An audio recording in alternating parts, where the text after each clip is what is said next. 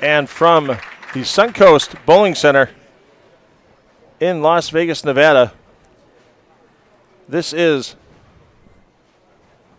the 2019 Suncoast PBA Senior U.S. Open. I am Phil Breiler. With me in the booth today, we have the usual Tom Carter on color, and joining us for some extra special commentary, brought Michael Haugen Jr. back. He did such a great round position round. Got to invite him back. And Tom, there is definitely an international flavor to this It's the international U.S. Open, I think. Starting out with Rolando Sebelén from the Dominican Republic, and he faces up with Stephen Smith, who was on Team USA. And then we got the Norm Duke in third. And then coming up with second, Torgerson from Norway. And now something that you can talk about, we have Mika Koivuniemi doing his second time leading this tournament. He's going to try to repeat. You've won this tournament. What's his chances? I think they're very good. The front seem to be hooking a little bit. The back end seem to be tight a little bit. That's going to favor Mika. He throws it over the front. He keeps the ball in front of him really well. He's not a high rev player, but he seems to get enough on the ball to get the 10 out. And it would be hard bet. It's hard to bet against him right now. I mean, you got a lot of talent in the field, but he's still the man to beat. I think I agree. He's going to be tough to beat. He's got a release that not everybody else out on that field has, and he can do something that nobody else can do. So I think he's the favorite. Yeah, the tough part is waiting in the wings, though, for those first three matches to get that championship match, and we're going to get to our first match right now out on the lanes. He's no stranger to it, Phil. He's done it, pretty much his whole career. He's made Jamaica for a reason. And, the lanes are going to set up a little bit better for him. And if they get tough, I look for him to be the guy to beat. So here we go with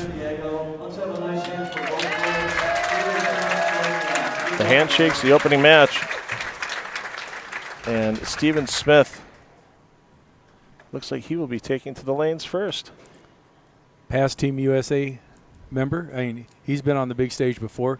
I mean, not that there's going to be nerves, but there could be a few nerves. I mean, now we're bowling for a PBA title, and we're bowling against some of the greatest bowlers that have ever picked up a bowling ball. Absolutely. He's a professional athlete. He played professional basketball for a few years. He played over in Europe for 4 years, and he went over to the Philippines and played for 6 months. That's a team sport. However, this is an individual sport, and now it's on him. And yeah, you can't pass the ball to somebody here.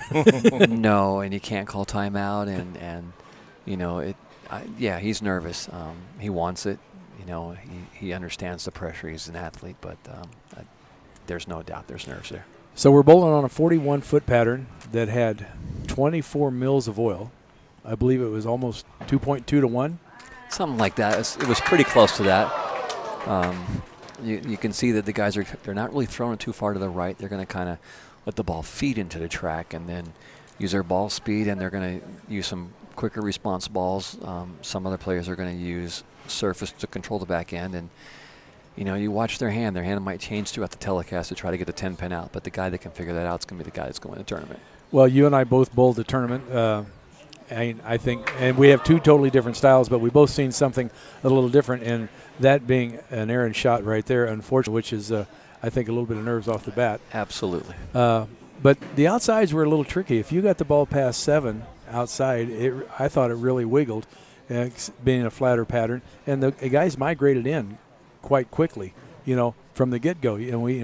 Normally we see people break them down outside and kind of open up the lane, because we try to break it down front to back. Yeah. But the guys looked for friction real quick, and all of a sudden they were at the 4th arrow. Yeah, well, this week you really couldn't throw it straight up the front. It just seemed to hook too soon. The second you open up your angles, the ball just went to the right. So a lot of guys are doing what Rolando's doing right there, where they got just inside the track, and then they just used the track to help throw the ball back, and then they just migrated left. And the pace that they do that will determine on how quickly these guys start leaving corner pins, because they never move right anymore. They always move left and just grab it more. Well, and we have 4 out of the 5 players that I would consider, because I bowled right next to Sebelén the whole time, and as the lanes broke down, he was going over the left gutter. He's got a high rev rate. He was trying to do a little bit what Mika was doing, getting it loft out there, but we got 4 out of 5 guys that got a pretty high rev rate. Yeah, I mean, Duke being the exception of that, and Duke will probably try to use that to his advantage. He'll probably stay right of him and try to just trap it in there and out bowl them and hope they get tricky for these guys. But, like I said, Rolando's using a big ball with some surface, and he's playing the track, and he's just the guy that can bounce it out of the track the right way and get the corners out is going to be the guy that's going to win this tournament. So, Walter just missed the show, and we were talking about surface, and guys were like, how much surface should I use? And some guys, they were using almost screen, the Scotch Brite. I mean, they were trying to put some heavy surface on it to get the ball to really mellow out on the back end.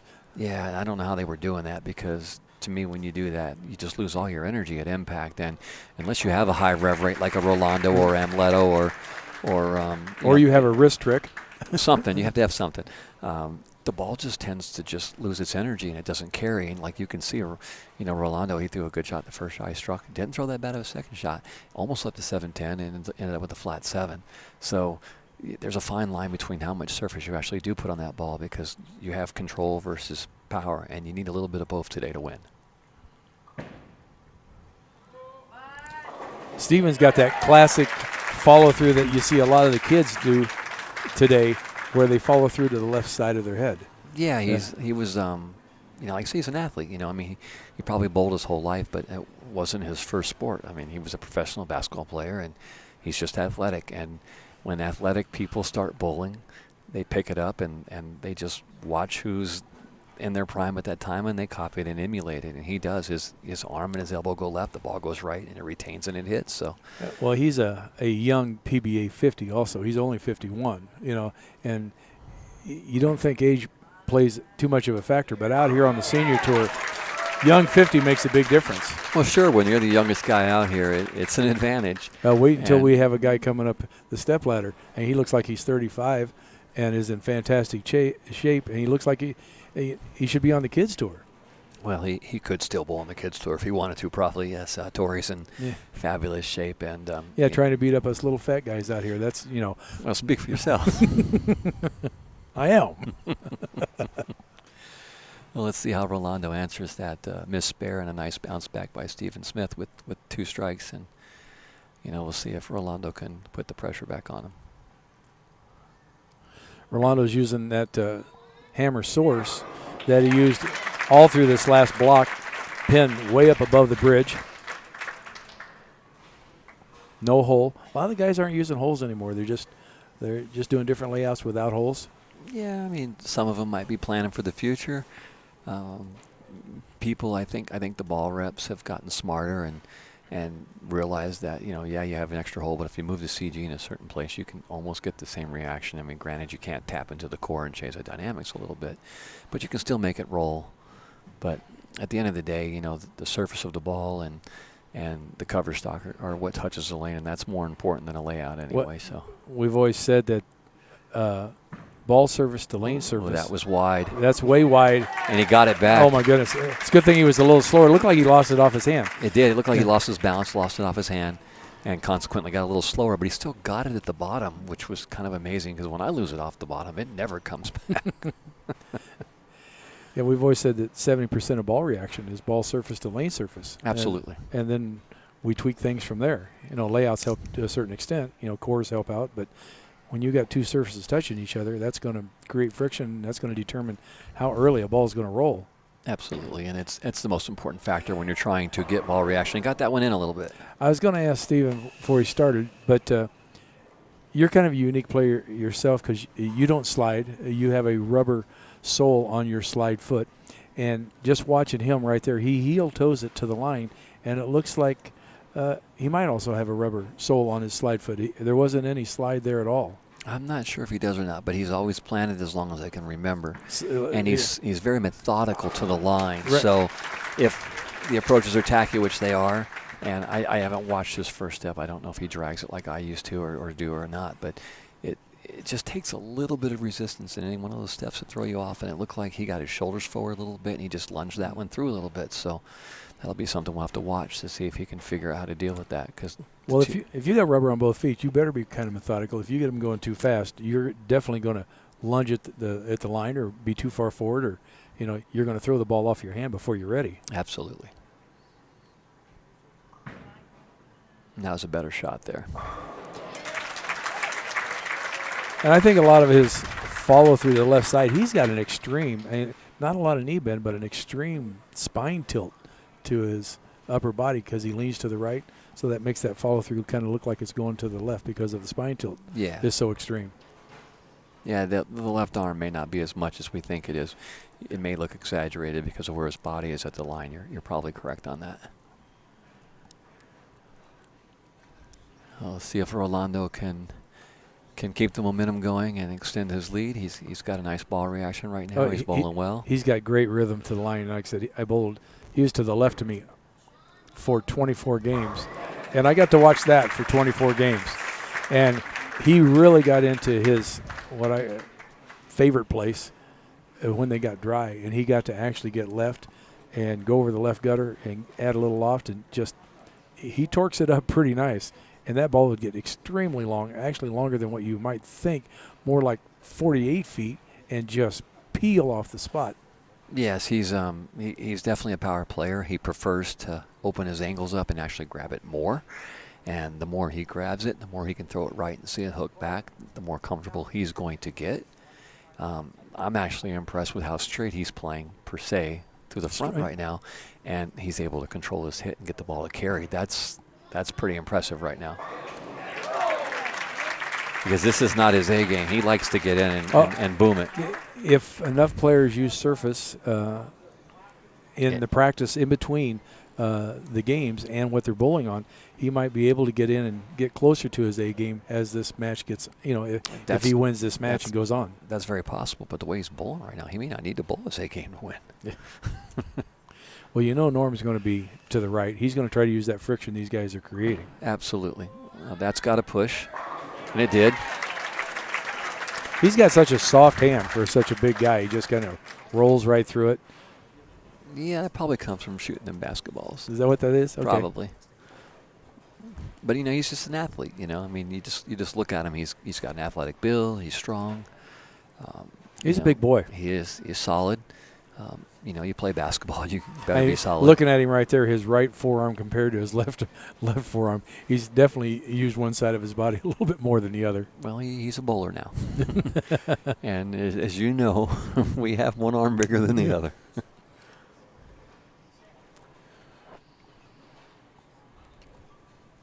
But he definitely needs to get something going in this match because Rolando seems to be pretty comfortable where he's at right now. Yes, this one has to carry, and it didn't. And just a little quick and maybe not quite far enough right to see it shape. And that's what happened this week. You get a little fast, or you just don't get it at the bottom, or you just get it inside that break point, and it doesn't even think about hooking. No. And if the people out there in FloBowling land watch the first day of qualifying, you probably noticed that a lot of us had issues with the approaches in the beginning, and that really made some of the scores look unfortunately worse than they were because you were trying to battle the approach and battle the lane. And granted, this is a major, so the conditions should be challenging. They should be tough. But when you're having footing problems, that makes it twice as hard. Oh, yeah. I mean, bowling is still an athletic game. It's still a game of balance. And if you can't keep your feet underneath you, you're not going to be in balance when you throw the ball.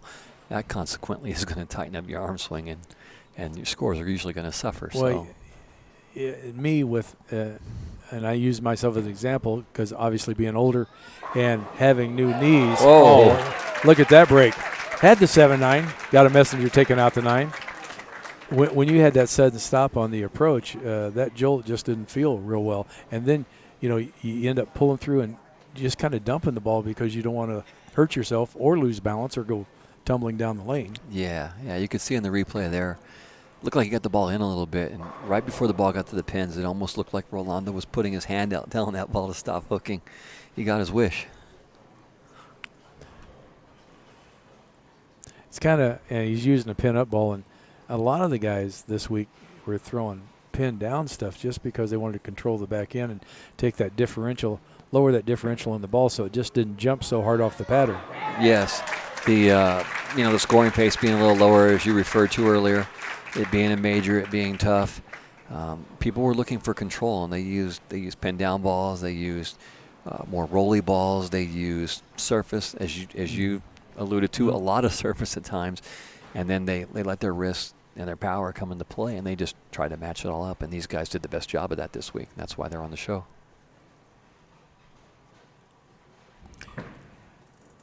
I have to ask during the break, but just for curiosity's sake, I think he's got rubber on both sides, just the way he attacks the line. I mean, he's so methodical, like you said. It's just heel toe. His feet, for a lot of bowlers, they always have my feet get fast. I don't think you're ever going to see that out of Steven, his feet getting too quick. No, the only thing that I see is, he gets his shoulders down in front of him a little bit with that tilt. And then, that causes him to kind of get around it a little bit. Right. And when he doesn't feel comfortable throwing it to the right and seeing it come back, then he's going to try to steer it. And that's kind of what's happening. He's not bowling a really bad game, but it's just that he's not loose and he's not comfortable. He wants to throw that ball probably another two or three more boards to the right and have it shape back, and it's just not allowing him to do it. The lane is not letting him do it. Well, being his first show, maybe a little tighter, but it's Rolando's first show, and he was last year's PBA 50 Rookie of the Year. Rolando was. So, but again, Stephen Smith been on Team USA, I think 3 different times. That's pretty impressive in itself. He's starting to loosen up a little bit. Unfortunately, this match is just about all said and done, but for his first time, and he doesn't come out a lot. He's a non-member of the PBA. He bowled, I think he was 8th in this tournament last year. Stephen was. Right. So obviously when he comes out, he's a force to be reckoned with. We just don't see him that often. Yeah, he's got other things going on in his life right now. He's got a daughter that's a senior and, going to be graduating soon. And maybe next year he'll pop out and bowl a few more and maybe even give it a go and go full time. But right now family is more important, and he bowls when he can. And, luckily for us, he stays home a lot. Well, that's how we see a lot of the new seniors that do come out here. They had a job, they took care of family, and they weren't able to bowl, and now they're in a situation where they can get away more. And there's some guys that come out here that you've never seen before, but throw the ball really well, and you go, where did he come from? Us bowlers knew where he come from. The fans don't know where he came from. And yes, you're very correct. A lot of guys, chose to go a different route and make sure their families were provided for and not bowl for themselves, and now they have that opportunity to do it for themselves. And it's good to see because it makes our tour tougher and stronger and better, in the long run for that. So I was talking to Brian Kretzer just last night. We were talking about next year, and he says there's 5 more players that are eligible to come out. He didn't mention any names, but he goes, they're Hall of Famers. And I'm like, oh my God, we get 5 more Hall of Famers out here next year. This tour isn't getting any easier by any means. Well, I tell people that this tour now was the old tour back in the day, basically, and it's true.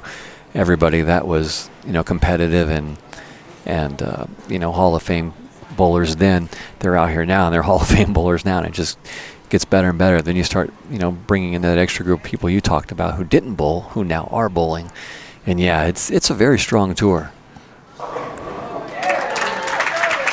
Rolando looking very relaxed, getting the reaction. Probably not that he feels the most comfortable with, but he's definitely accepted where he's going to play. Well, I think he's done just that. He's also, it looks like he's creeping in just a little bit. He's opening up his angles a little bit. He can start testing the lane a little bit now, because now at 240, he's got this match won. So he can start, maybe trying to guess and test and see what he's going to have for the next game. But as you alluded to, if he can keep going left and the ball keeps recovering, this swing's going to get looser. That's going to get into his wheelhouse, and he's going to be awfully tough to beat. Like that, he looked like he was 3 left there. Yeah, it's like he tried to see how much he's got. Yeah. But his break point all week, down there around that 8 board, that's where he played. I mean, as we got into the burn, and he got that one farther right than he's been. But that playing. Was a test, I think, yes.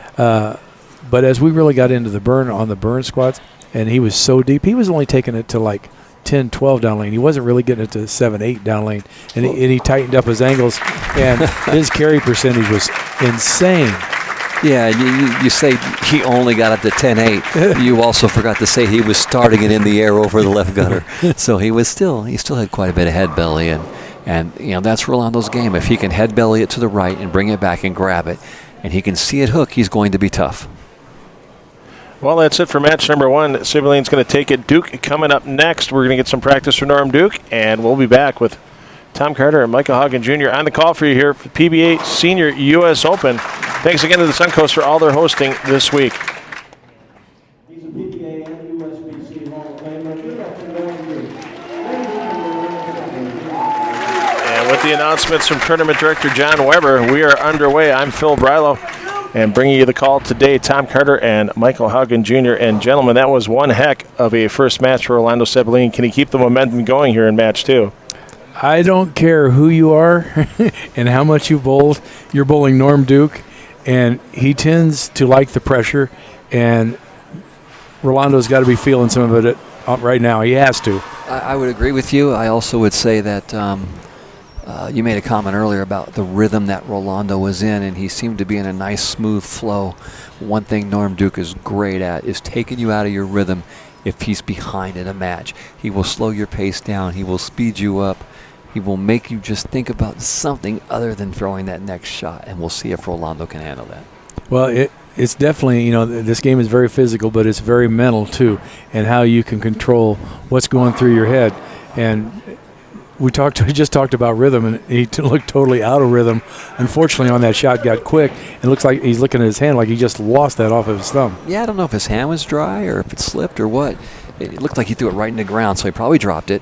And I also think the lanes are changing just a touch, and he's probably deciding, does he need to move in more, or does he need to, what is his adjustment? And, Norm Duke probably has something to do with that too. You're bowling a Hall of Famer in Norm Duke, and, Duke has made every single telecast on the PBA50 tour that he's bowled this year. So, with that being said, do you think his practice shots kind of messed up Rolando's track a little bit? I don't think Norm threw one far enough left to mess up what Rolando was doing there. I think that was just simply the fact that, maybe Rolando just bowled a great game and now realized, hey, I got a chance to win this thing, and now I'm bowling Norm Duke, and lost his focus of taking care of task at hand. One shot at a time? Exactly right. Classic style. We always talk about a Norm Duke. Just get to the line, dead rock solid, post the shot. No break there whatsoever. Ball never turned the corner on the back end. Yeah, that's the only thing that I can see that would be a disadvantage for him playing that line, is he got that a little wider, I think, than he wanted to. It still finished, but it didn't quite finish hard enough. And when you're really just letting the ball tick off your hand like that, you're not going to create a lot of power. Well, Rolando can get it back from where he just crossed down lane around 8, and Rolando's got so much axis rotation and rev rate, he can get the ball back from there. Unfortunately, Norm doesn't have that. That ball got to the same spot and just kind of worked itself too hard to try to make the turn. Yeah, exactly. I mean, it's basically a power player versus a straight player. It's almost the modern game versus the old school game, and like we talked about, Duke is going with control and roll, and you're going to sacrifice some power with that, and that time he did, unfortunately. Now that one he grabbed that one a little bit more, got around it just a touch more, and that ball did pick up, but it didn't quite finish. But you can see that he's thinking really hard about what he's going to do, because he is right of where Rolando's playing for sure. So he's in his own area. He's going to make his own shots. And unfortunately, where he's at, he can also make his own bad shots if he gets it a little bit right off his hand quick. Well, absolutely. And I think both players have the bad shot miss in them per se. And I believe the lane will show that when they get quick. Rolando didn't throw the first one good. It picked up. Duke may have got a touch quicker, a touch right. It didn't come back. Duke just believes that he can't beat these guys from the left, beating them with power. He's going to try to beat them with accuracy and repeatability.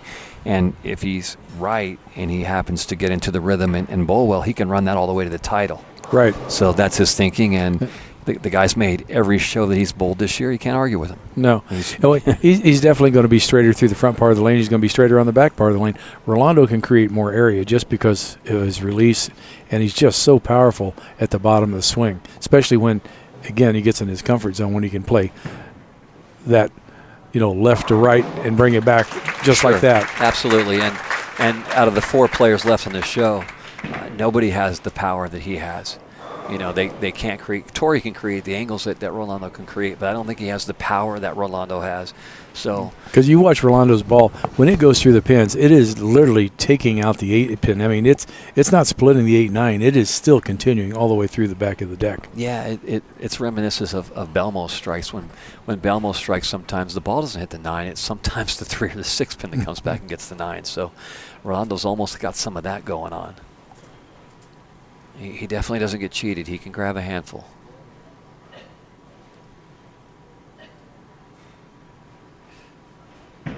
He got down a little further right. He moved in a little bit more.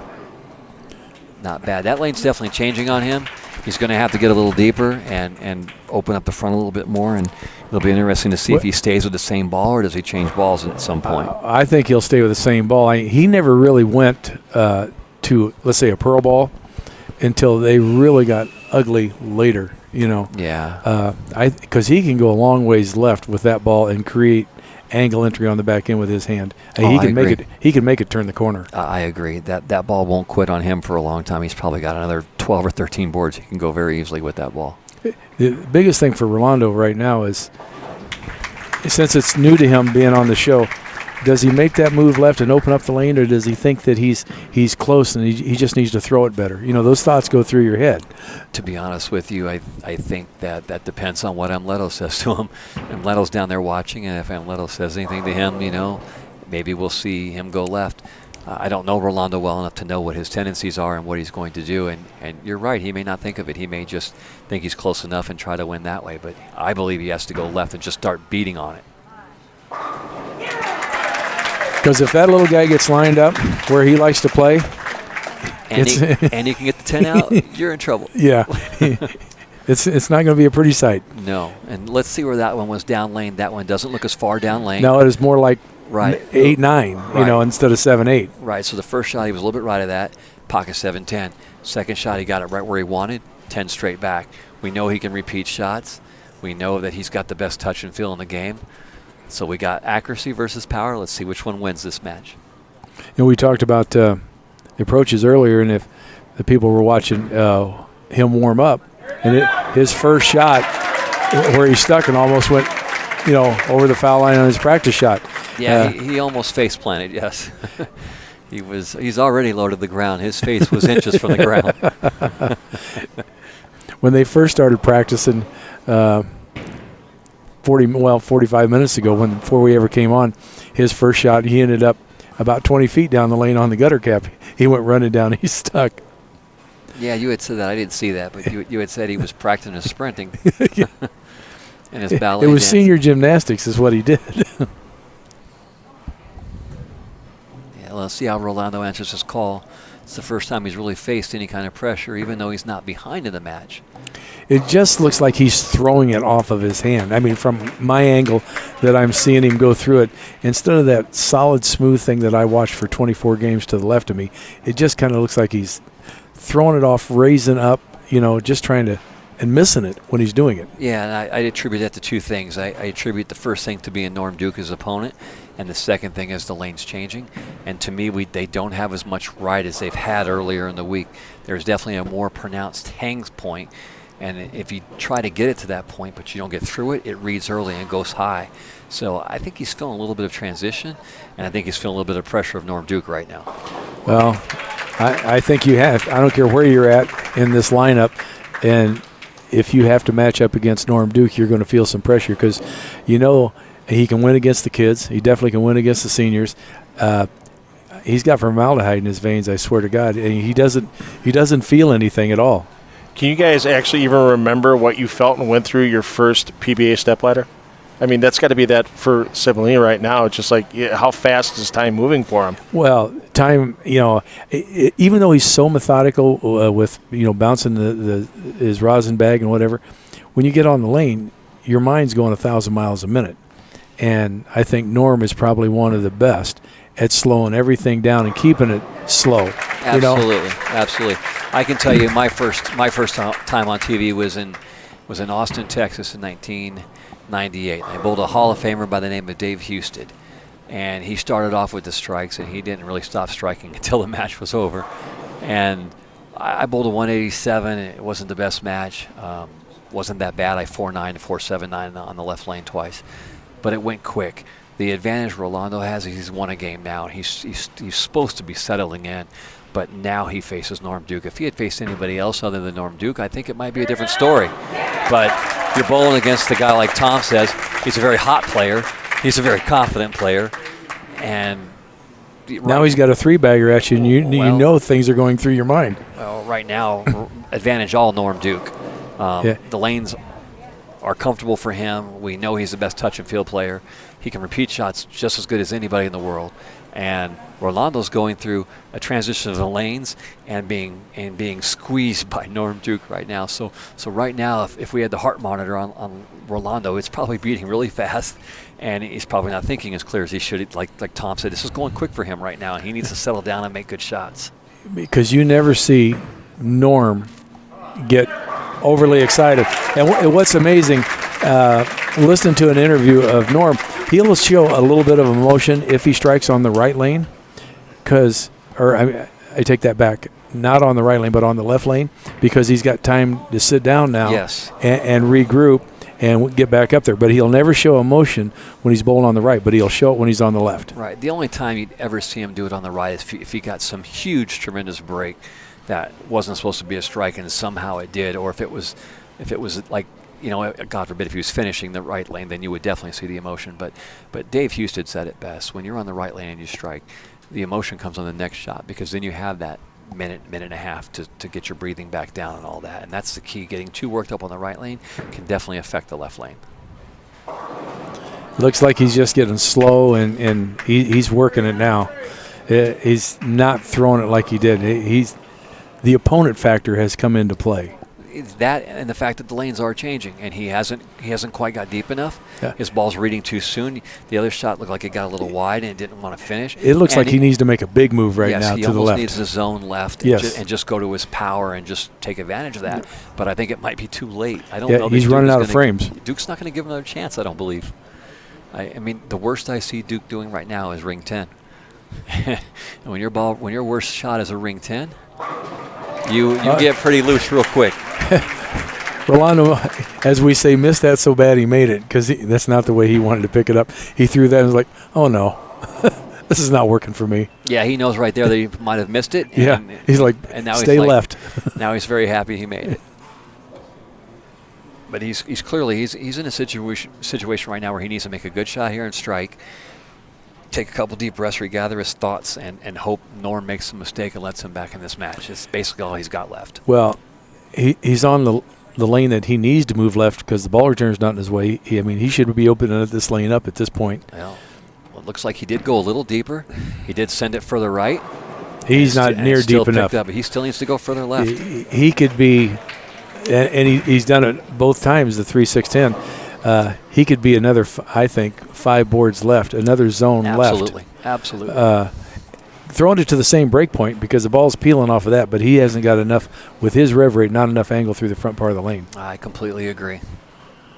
And also looks like right now he's trying to fit the ball in there as opposed to freewheeling it like he was the first game, and you can't beat Norm Duke doing that. So. No. Now this one might chop it. Oh, almost. Yeah.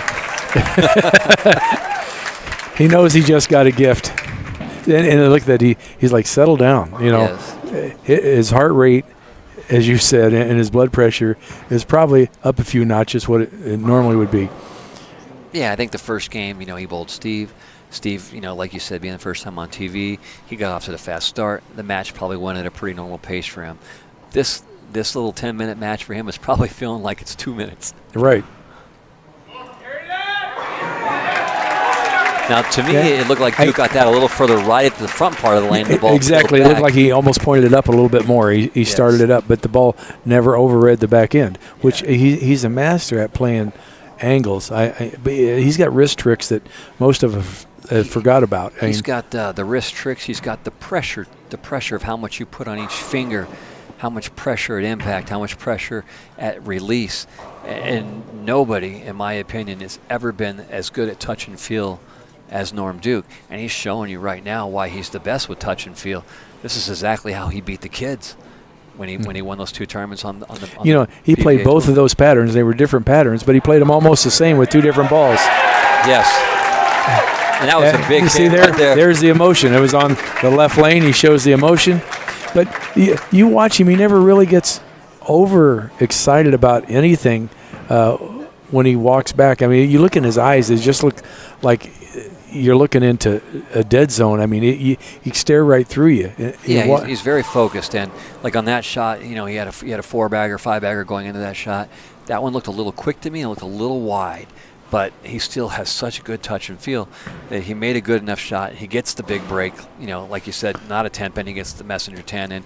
And yeah, you better show some emotion at that point because you don't want Rolando even thinking he has a chance to win right now. So you're talking about touch and feel. What about, we hear it said every now and then, that was a foul line adjustment. I mean, right at the bottom of the swing. That's part of touch and feel, and he's just one of the best I've ever seen at it. And you've been around the game a long time. I've been around the game a long time. I bowled on tour against all those guys, Voss, Duke, Wiseman, all the real good touch and feel players. No one's ever had as good of touch and feel as Norm Duke, in my opinion. And I'd love to have someone come in and argue that with me because you would lose. Rolando leaving a solid 9-pin there. He finally looks like he got deep enough, but still not deep enough for this ball to go through the pins the right way. So now it's just a matter of him going through the motions because this match, unfortunately, which is if you're going to lose and you don't want to lose, but at least you lost to one of the best players that ever picked up a bowling ball. Absolutely. Technically, the match was really over in the 7th frame when he left the second 3-6-10. Probably could have been even over before that. We were talking about in the 4th frame that when Rolando struck in the 5th, he needed to keep striking because Duke may not give him another chance, and that's clearly the case. Duke has got his foot on the gas pedal. He's in the fast lane. He's not even looking in the rearview mirror. He went right by the gas. He went straight to the carburetor. He just bypassed the gas pedal. So let's just see if he does move a little deeper now. Which it doesn't look like he has, unfortunately. He just left a little bit, so. No. A little deeper. But still not enough. No, he still never got the whole 4 pins zone and 9 move. pins. You're still not deep enough. Your ball's still coming in and driving too hard. But he should take a learning experience from this when he gets up in the 10th. He should say, at this point, should I have been in that other zone? I mean, because if he makes that show again down the road, he's got to put this in his memory banks, right, of what happened and what could happen. You would definitely hope so. So at this point, what have I got to lose? Because I'm already out of this match. I need to try something different just to see. Absolutely. I mean, you either jump another 3 or 4 left and send one, or maybe you go to a little less surfacey ball and see if you can stay in that same zone. Whatever. You got to do something different. At this point, I don't care if you shoot 2-0, 190, 180. You're losing. So it doesn't matter. Try something, learn something.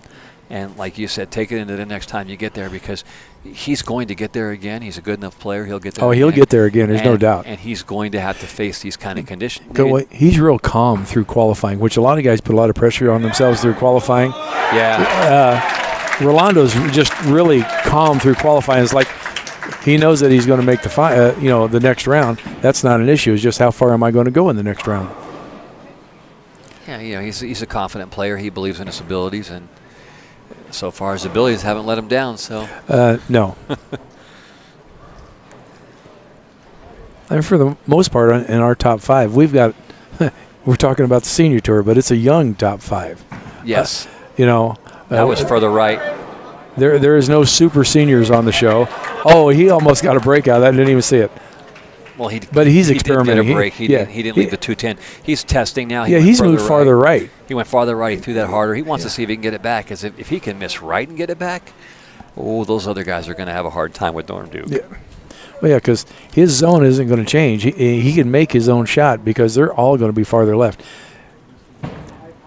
And his next match, even though it looks like a guy half his age, he's got a bowl, he's going to be a lot deeper with a much higher rev rate. I don't think I seen Tor played any farther right than 15 all week. No, that zone you were talking about that you wanted Rolando to get into, I bet you we will see Torrey firmly planted in there. And it's just a matter of if he can create the angles to strike. Norm is trying to open up his shot by playing farther right. He's trying to make a better shot for himself. Absolutely. He sacrificed score in the 10th frame. Well, he doesn't need score. Right. Now, Rolando should take this as a learning experience right here and go, I need to just kind of like pole vault left and relax now because I'm out of it. Cross 4th arrow, take it to 8 and see what happens. Is it bad right now if you start cheering USA, USA? Because there's only two guys left, both from Europe. Torgerson up next. Mika Koivuniemi in the championship match. They're both going to come on and get practice right now. If this was the Weber Cup, I would say you could start chanting USA, USA. Our sport is a global sport, and This is If you do that, you're on your own, Phil. the international U.S. Open right now. Yes, pretty much. No doubt about that. So practice coming on for both Torgerson and Koivuniemi. You'll get a few minutes break. Watch them practice, see where they're playing the lanes. And Tom Carter and Michael Haugen Jr. come back with the call on that semifinal match coming up next.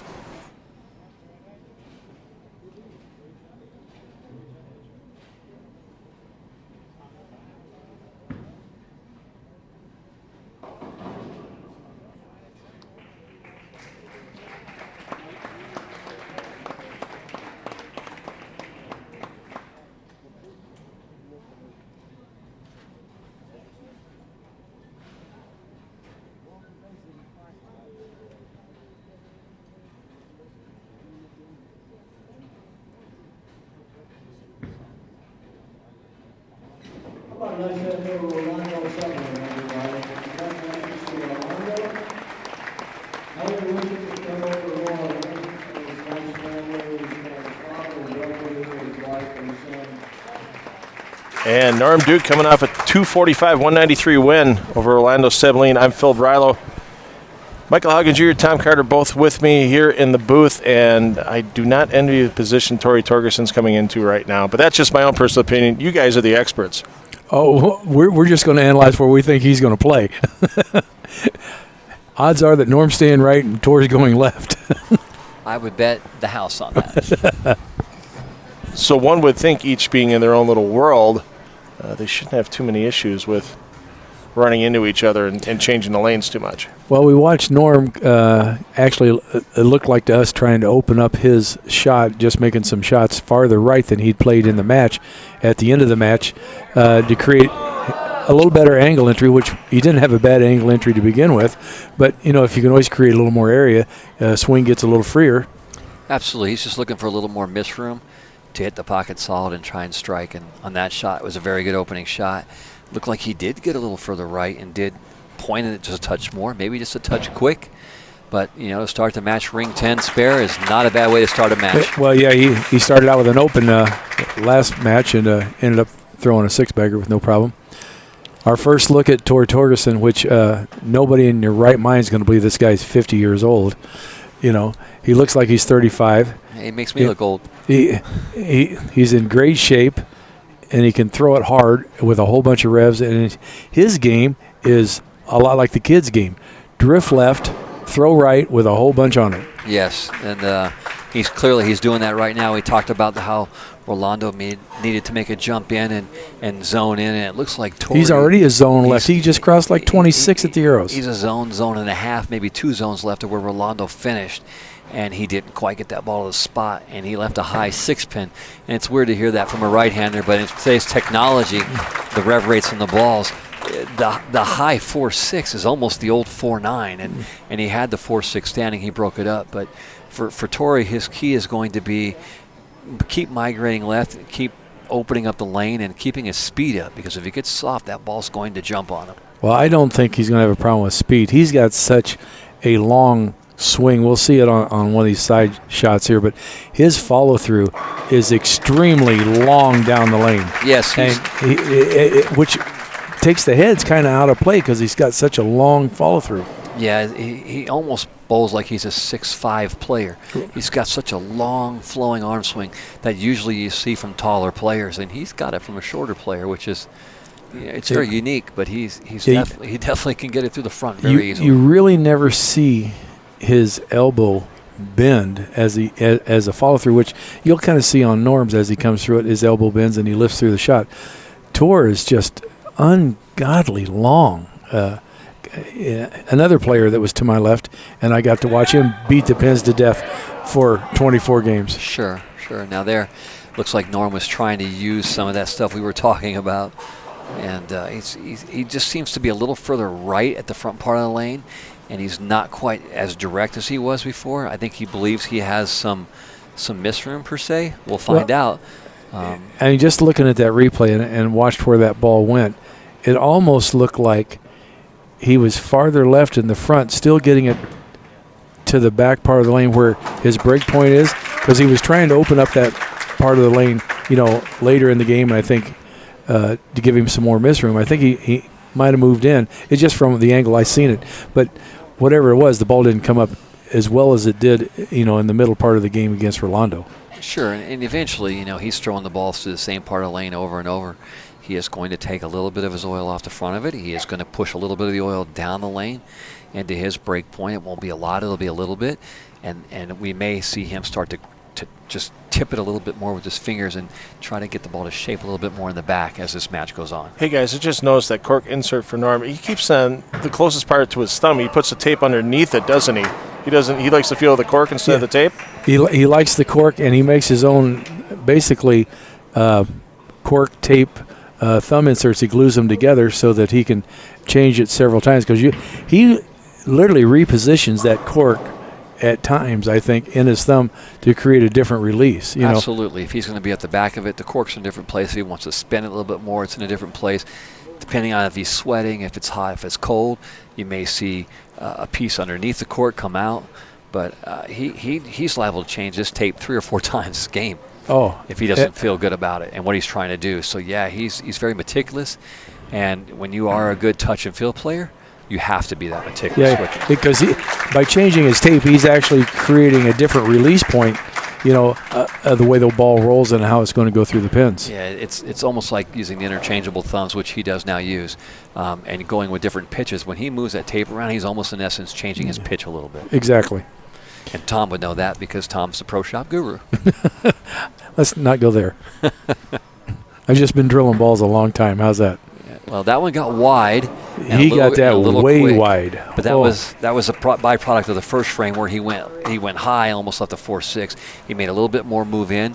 He definitely sent it to the right, and he got a little quick, and he was very fortunate just to leave a 2-pin. It's funny. Most of us look at our break point at that marker down lane.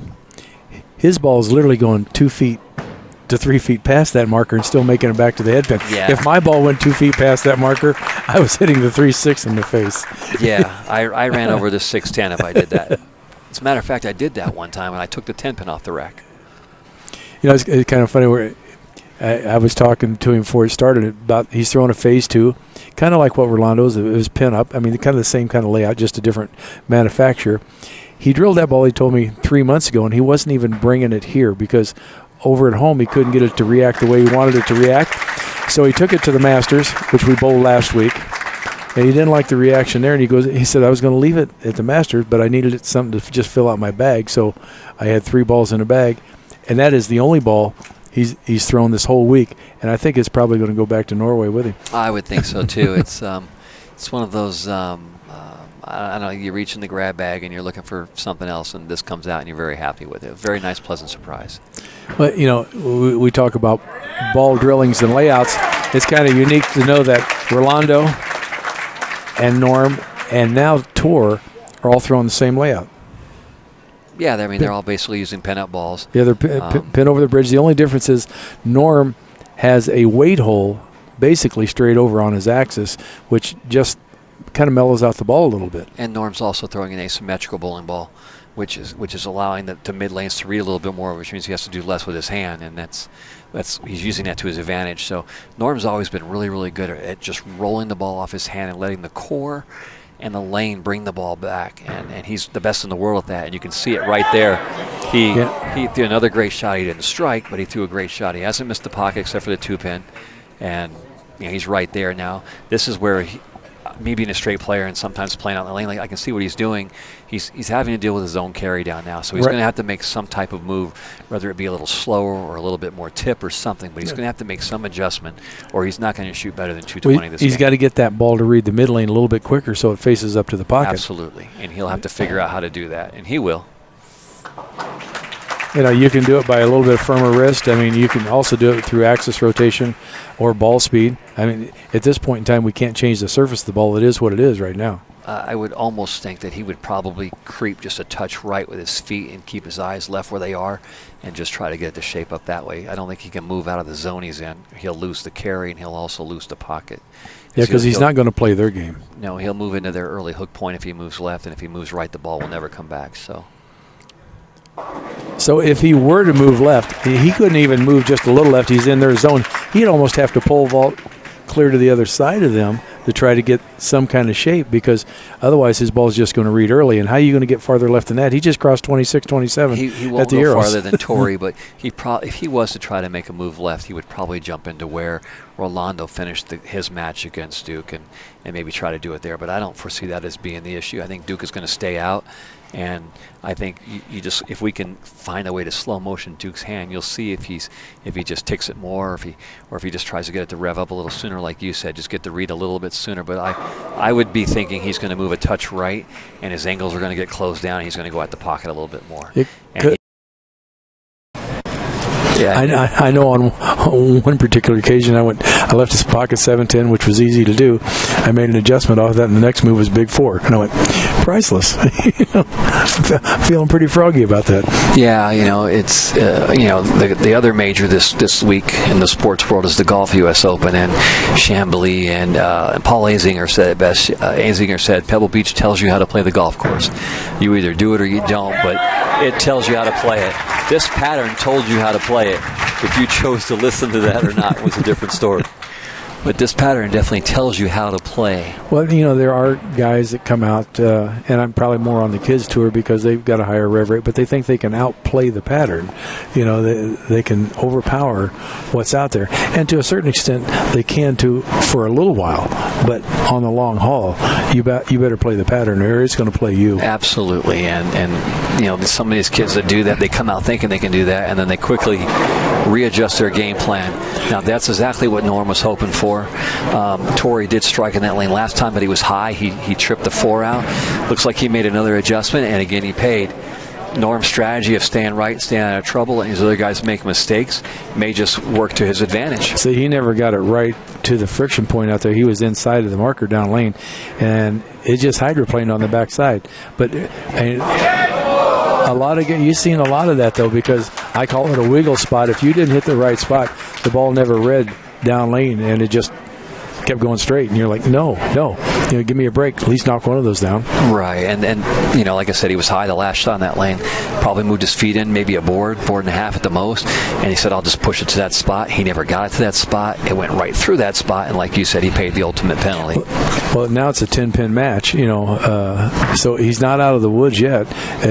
He's got to figure out how to come back and strike, and maybe to him, the down lane's a little tighter for him, where he just thinks that lane's a little tighter. Well, first of all, he got the choice. He chose to finish, which is kind of odd. It looks like, no, he did choose to finish on the left lane, which isn't odd. But he made the right choice. He's clearly got a better look on the left lane. He does the right lane. The left lane is smooth for him. He's got a little bit of hold, a little bit of swing. The right lane, it looks like if he doesn't get it to the spot, it wants to pick up. If he does get it to the spot and he's quick, well, it's not reading it, so it's going to be... Because he's only struck one time on the right lane. Yeah, and if Duke makes him strike in the 9th frame, it's going to be very interesting to see what happens there. That's a better shot right there. A little soft. That read up early, and Tor just got a huge gift. Oh my goodness! Because you seen it off your hand, you thought it was a great shot. I think he thought it was a better shot, and that ball just checked up a little bit early. And again, we said it just 5 minutes ago. A lot of times when we went high, it was a split. You paid maximum penalty on the mistakes that you made. Absolutely, and to me it looked like he rang the 10. He was 2-pinning. He was 4-pinning. He was losing his reaction a little bit. It looked like you had said he was trying to set up his shot. He was trying to create more room. It looked like he moved into what he thought was room, thought that ball might hold, and that ball checked up immediately, and he paid the big one. Yeah, now he's definitely in a deficit because Tor can come up and double and almost put this match away here pretty quick. But he's still in a position that he could strike out for 204. He still forces Torrey to show up. Torrey would still have to basically pace, spare strike to beat him. And as Torrey showed you in the 9th frame, there's a split waiting to happen at any given time for any of these players. This pattern isn't favoring anybody, and it doesn't care who you are. You make a bad shot, it'll make you pay. This pattern doesn't like anybody, and he didn't strike there, and that is going to absolutely... Weak 10 on that check, guys. Yeah, it looked like he got a little wide and just didn't finish right. Yeah, so the score now is 194, and now all Torrey has to do is spare strike, like you said, for a win. Yeah. He doesn't have to. He doesn't need a double now. No. If Norm would have struck out, he'd have forced him to throw a double. Yes, somewhere either in the 9th or the 10th, but covers the 10 nicely. So if Tor wins this, we got Norway against Finland for the title match. It's good for bowling. It's good for bowling. I mean, you want the best players in the world competing out here on these tours, and maybe they'll get a few more entries from different parts of the country. And I'm looking. And we got through that semifinal match. Torgerson took out Duke 196 to 180, and now looking for back-to-back championships. Here is Mika Koivuniemi coming on to battle Torgerson. It's the battle of the international players. Yes, and Mika definitely doing the right thing, making Tori finish on that right lane. He goes high again, almost. That looked a little soft, though. I don't know if it was soft or if it's that lane's just hooking. It probably was soft. I mean, he didn't get any shots on there. Mika went in through 8 shots. Maybe Mika changed it a little bit. I don't know. Could just be nerves. Tori hasn't bowled for a title in a long time. Yeah, well, again, you're bowling. This is the U.S. Open. It's a major. And what do they call Mika? Major Mika. And he's that for a reason. Yep. Now, interesting note, they bowled each other twice today. They're 1-1. The rubber match is the title match. How appropriate. And we're seeing Mika do something that he hasn't done really a whole lot this tournament, go to a shiny ball. This is going to be totally different and out of character of what's been going on the show. He's throwing something way shinier than you see on the rack right there, other than that spare ball. It's also pinned down. He, to me, it looks like he's going to square his angles up. He's going to be somewhere between where Duke and Tori was playing. He's going to use loft to get it to the front. He's going to use his hand and the shininess to make the ball tip in the back and try to carry that way. Let's see what he does. What? Made me look like a genius. Yeah, amazing how you knew that. But he's going to use loft. He used it last year for the win. He has the ability with his height to get the ball out on the lane, actually plane it into the lane where us shorter guys, when we lofted, it went up off of your hand and down. It kind of alley-ooped. His ball literally goes planes into the lane, which he takes the front part of the lane out of play totally. Right. So even though he's lofting it, you're correct. This ball doesn't go up. It's like a downwards loft. Yes. Almost. And like you said, he gets it to go into the lane, and it just reads. When the ball touches the lane and actually settles, it just has a different motion to the front or the mids that we see when we try to loft it. So. And the people at home are going to see that it bounced, and the only reason that is, unfortunately, here some of the panels on some of the lanes, they bounce, and so you see that, but it's not that he's trying to bounce the ball or lofting it so high that it bounces. It unfortunately is the lanes. Yeah, he's clearly just lofting the ball to take the front part of the play, lane out of play. He's trying to reduce some of that early hook, so he's not forced to get as steep as Tori is. But he's basically going to what we call trap it or freeze it in the pocket. Well, he's playing between Tori and where Norm's at. He's kind of in the Rolando zone there, but lofting it through the front part of the lane. I like to say he's in the Mika zone. You think he's in the Mika zone? He's in the Mika zone. Mika's really, really good when he can get just left of the head pin with his shoulders and use loft and throw it at the 3-pin. He never gives the 3-pin away, and the ball tips at the back part of the lane, and he carries very well doing that. You never see him, at least I haven't, ever seen him literally what I call belly the heads. He's always straight through that front part with that loft because he can. Yes, and if it starts to hook more instead of going left, he'll just throw it further out in the lane. Pretty good shot. That looked like he cut that short. I mean, he's thrown 2 shots, which to me, at the point of release, he's kind of fallen to the right. And all during qualifying and match play today, I didn't see that. I seen him being more stable at the line than he is right now. So that could be a little bit of nerves, getting a little bit of rush going on. Sure, it's partly nerves. He's also probably facing another transition. And you're bowling Major Mika. Right. And these two guys, they have a history that even the other touring players don't have because they've bowled against each other so many times overseas.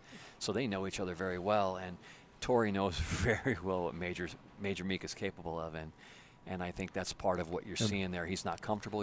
His flow of his arm wasn't as smooth as you said. You could actually see elbow bending that time. Let's see if he gets back into that long arm swing and projects the ball through the front. He's got to get back to doing what he was doing that got him to the show. That was better. And he got to carry. It's amazing that you can create more area when you do the right thing. You know, the ball just seems to know to do the right thing. The pins fall. And when you try to force it or trap it too much, or you grab it a little bit, the pins know it, and they just stand up. And the ball just reads the lane the wrong way. The tension in your hand, when you're tense and you squeeze it, or the pins seem to feel that, and they just know when you let it go properly. We talk about it all the time that, you know, the guys out here, the greats out here, are good at grip pressure. They understand grip pressure on the ball. It's not like you're trying to crush it every time you hang on to it. They know how to get it off their hand. It's soft if they have to, or through it if they have to. That's why they're great.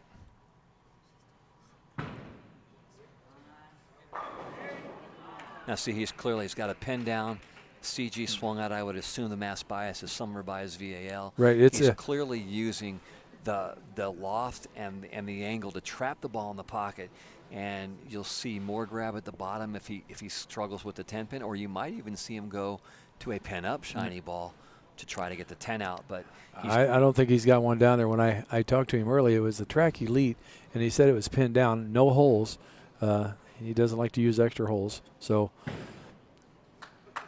whoa, it looked like he lost his balance on that one. I think that was just him being frustrated. Oh, and throwing it? Yeah, he's probably saying some bad finish words right now. Which you can't understand or can't say anyway. Yeah, he went really good the first shot. He was high flush the first shot, and he's been light. Half pocket the last 2 shots. This is going to be a strike or a 4-pin. He won't make that same mistake again. Every time I see him leave a 10-pin and shoot it, it just reminds me of the tournament that he missed the 10-pin on, Tournament of Champions, I think, and dropped to his knees because that was a pretty big paycheck that went by. Ironically, do you know who his opponent was in that match? Ironically. The guy that just lost.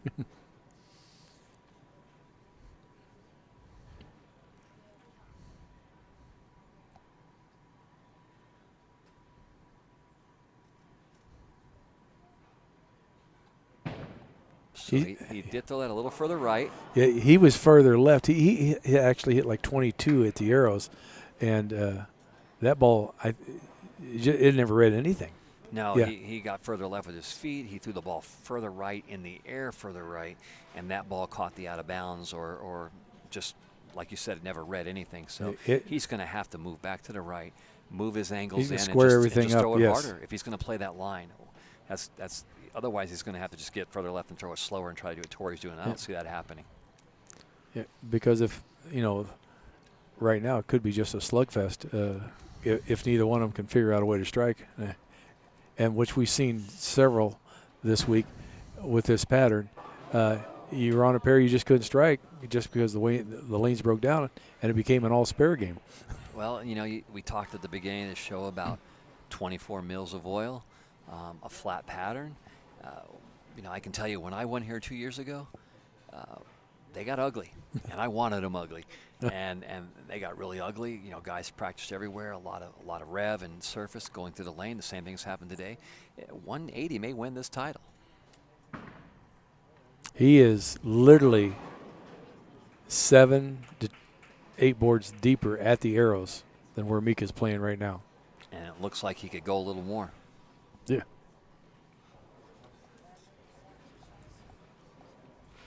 And these guys, obviously, because of their loft and their rev rate and the way they like to play the lane, bowling overseas, the lane conditions are totally different over there. They don't see the big, what I call puddles that we see sometimes in the States. They bowl on less volume, and they learn to throw it harder. They learn to loft it better. They do things different than we do. They have to. They're a product of their environment, and to be successful, bowling is just different over there, and that's just the way it is. I mean, you can see Torrey looks like he spins it a little bit through the front, and that's what he has to do over there to be successful. And right now that might work to his advantage because he's got to get pretty steep. He's got to. Oh, that's out the window. It still came back. Wow. He moved right on that. That crossed like 18 at the arrows. So he's searching. He got the ball further right. Try to get it into the dry and shape it out of it, and it came back, but it didn't have enough energy to hit. But the fact he got that ball back, that may bode well for him. Well, yeah, when you can get it out to literally 5 down lane and get it back, you might have something because most of the field couldn't get it to 5 and get it back. This is true. We could get it to 5. There's just no back part.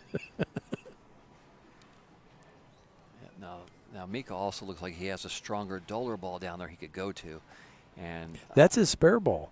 that's his spare ball. Yeah, that's a hammer spare ball. No, this red ball on the and behind the Oh, black ball. yeah. That's looks like some kind of choice ball that he could go to, and that's, He was using that in practice. It's definitely earlier and stronger than this elite, and if he struggles getting the corners out, he might jump in a little bit and throw that ball.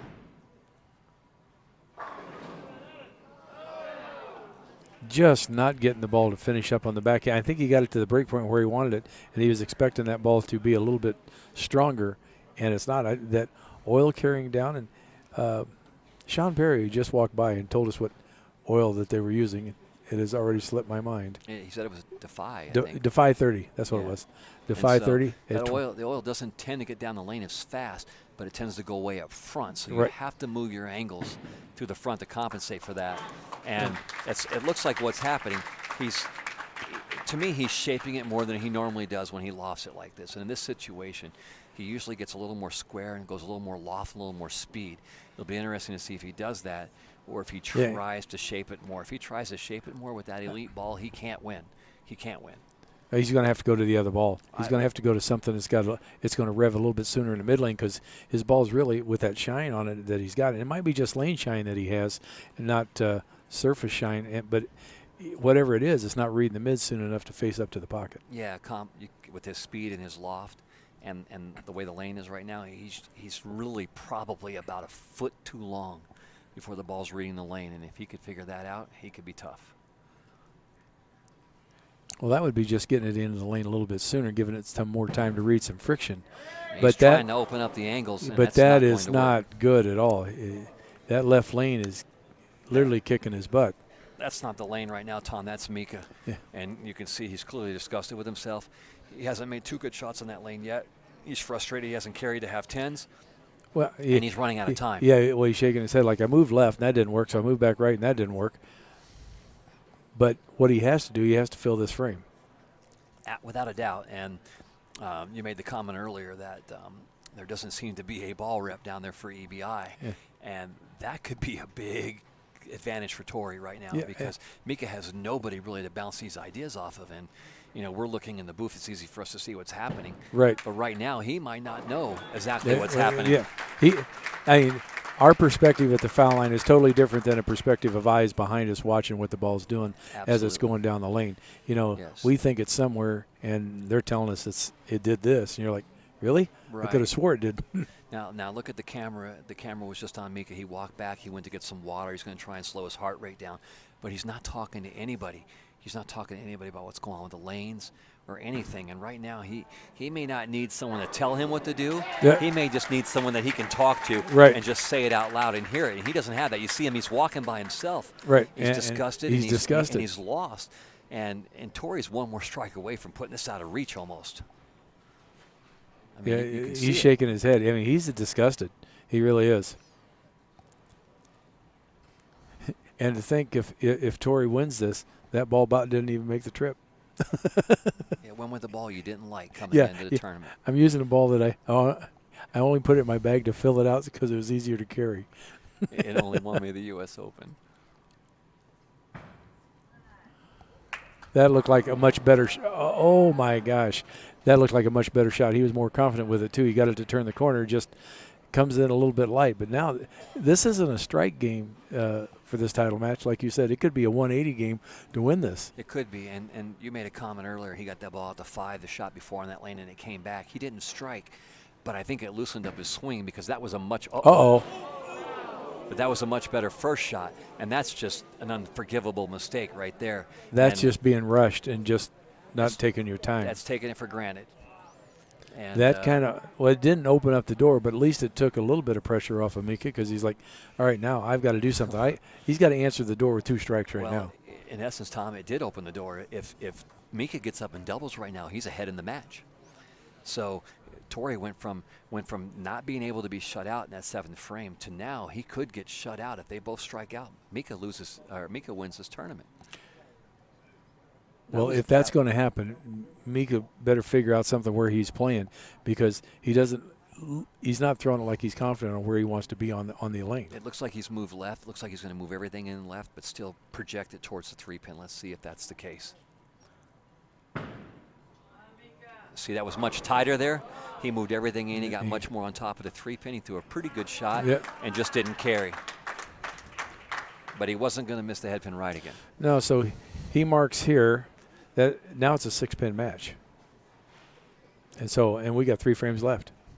Right, that's what I'm saying. When Torrey missed that spare, Mika had a chance to step up with the 7th and 8th, ball in hand. But when he steps up in the 8th on the left lane, that's been his trouble lane. So what do you think he's going to do there? I think he's going to make the same move he just made on the right lane. I think he's going to. Oh, he made it. Oh, he's going to move everything in. He's going to move his feet left. He's going to move his eyes left, and this ball's never going to leave the 3-pin. That's your call? That's my call. More loft, more speed, never leave the 3-pin. Strike or 4-pin. Strike 10-pin or 4-pin is what it's going to be. If it's anything other than that, I'd be very surprised. Look, he's thinking about changing balls. He's looking down like, do I do it or I take this one more time? Because he hands opened up and like, what am I going to do? Well, we'll know in a second when he gets on the approach, but I can't tell from that angle, but he looks like couldn't he actually, with his loft, he could actually move back to like Norm's zone. Moving back right is not good for him because he's going to get in the out of bounds. He's got to freeze the pocket, which is what he did right there. That's good. That wasn't as direct as the right lane, but it was still more direct than the last 2 shots on that lane. Looked like it was a little softer ball speed, more loft towards the 3-pin, and it just shaped right up. It didn't actually look like he lofted it quite as much. Like you said, he was softer with it, and he gave the ball time to read the lane pattern. Mm-hmm. I think he has to on that lane because I think he has more hang on the left lane or more out of bounds than he so does on the right lane.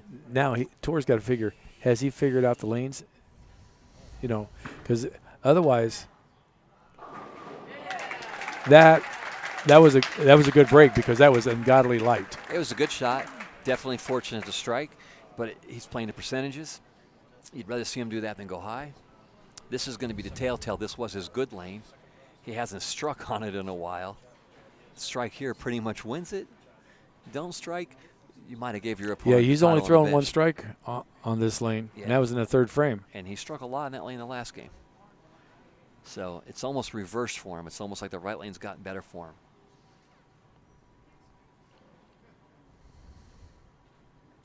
That drift left hit like 22, 23. Looks like he tried to keep it tight and never got it to the break point because he was getting that. Yeah, that's kind of odd because he could get it back from 5 and he never even give it room down lane to get to the spot. Pressure is an amazing thing, and I think you just attribute that shot to just pressure. He knew he needed that shot to be in the driver's seat, and he just did not make a good shot.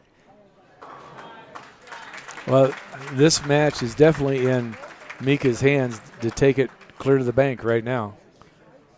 I mean, he's going to take a re-rack. You can win the match, and Torrey does not. Torrey can't do anything about it now. No, best Torrey can shoot is 195.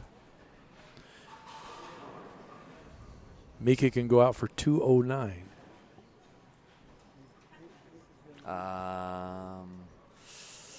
Striker half 10 here. What do you think?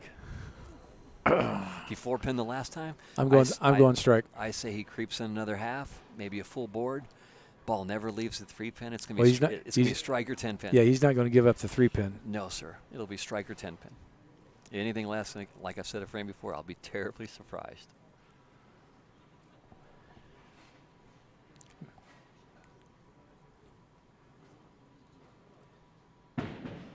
Oh, that double bounced. Oh, no. And he split. That he didn't give up the 3-pin, but he should have given up a little bit. That was very unmajor Mika-like.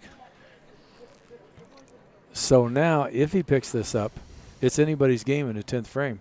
He can still shut him out. No, he can't. No, he cannot. He cannot. He can shoot 189 or 187. 57, and 87. Torrey can step up for 190. So Mika needs to make the spare and double to force Torrey to show up.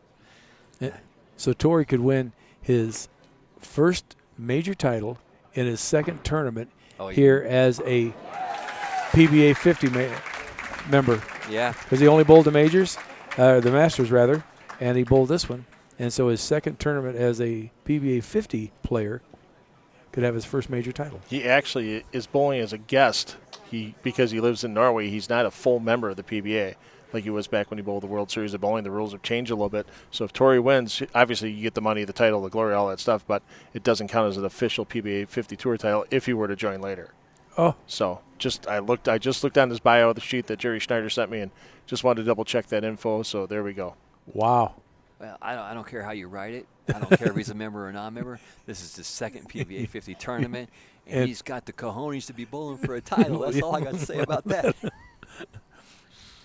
You know, you see Mika's setup. He spreads those fingers so he can stay up the back of the ball because he doesn't really get his wrist around it. He's just dead up to the back of it.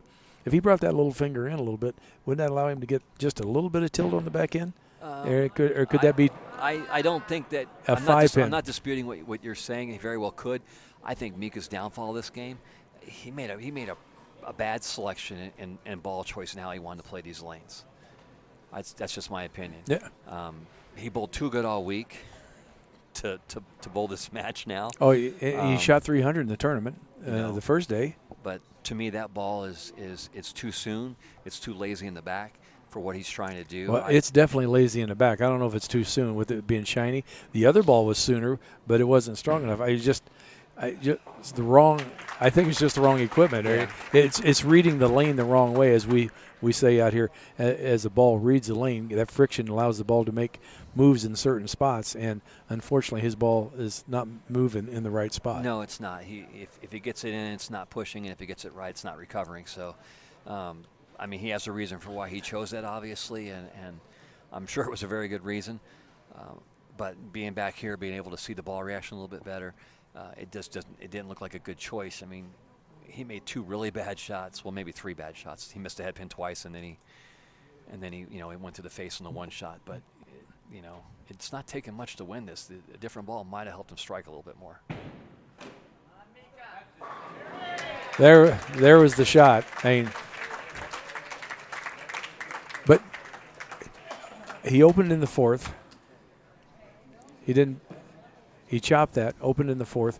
Other than that, and that was I hate to say it, but that was a game that could happen in the 24 games of qualifying because you could run into a pair that tricked you up a little bit, Well, when I did that, it was 150. He got 20 more than I did.